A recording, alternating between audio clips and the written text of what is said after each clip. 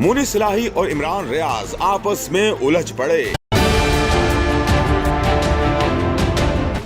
Twitter पर गर्मा गर्म मुकालमाबाजी के नश्तर बरस पड़े। हाल ही में समाजी राबते की वेबसाइट ट्विटर पर मुस्लिम लीग काफ के रहनुमा मोनी सलाही ने एक ट्वीट किया और लिखा कि सुना है किसी का वीजा जराइम पेशा अनासिर से मजबूत रवाबित की वजह से मंसूख हुआ है, उसे एयरपोर्ट से वापस जाना पड़ा।